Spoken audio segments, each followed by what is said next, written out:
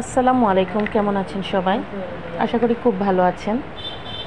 আজকে আপনাদের সাথে একটা রান্না শেয়ার করব, ডাঁটা আলু দিয়ে মাছের রান্না। প্রতিদিন যেভাবে রান্না করি আজকে আসলে একটু ভিন্নভাবে রান্না করেছি, তাই ভাবলাম শেয়ার করি। আজকে আমার সময় ছিল না একেবারেই হাতে। স্কুল থেকে মেয়েকে নিয়ে এসে দেখলাম একেবারেই সময় নেই। তো আমি গ্রামের বাড়িতে গেলে মাঝে মাঝে দেখতাম আমার একজন রিলেটিভ এভাবে রান্না করতো, তো আমি কখনো রান্না করিনি এভাবে।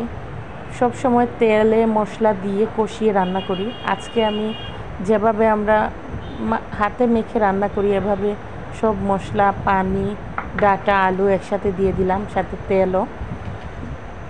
এই যে আমি রসুন দিয়েছি, পেঁয়াজ কুচি, এবং মাছ রান্না করতে যে যে মশলা লাগে সবগুলোই দিয়েছি। ধনে গুঁড়া, লাল মরিচের গুঁড়া, হলুদের গুঁড়া সব দিয়ে সামান্য পানি দিয়ে বসিয়ে দিয়েছি তেল সহ।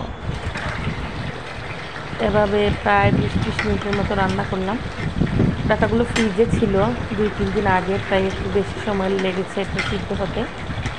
তো অনেকক্ষণ রান্না করার পর আমি মাছগুলোকে ভেজে দিয়ে দিয়েছি। যখন সেদ্ধ হয়ে এসেছে তখন তো ভাবলাম যে শেয়ার করি, এভাবে কখনো রান্না করিনি। তো তবে ওনার হাতের রান্না আমি খেয়েছি, আমার রিলেটিভের হাতের, খুবই মজা লাগে। তো আজকে আমিও রান্না করলাম, খেতে কিন্তু খারাপ হয়নি, ভালোই লেগেছে। আপনাদের যদি হাতে এরকম সময় না থাকে তাহলে রান্না করে দেখতে পারেন।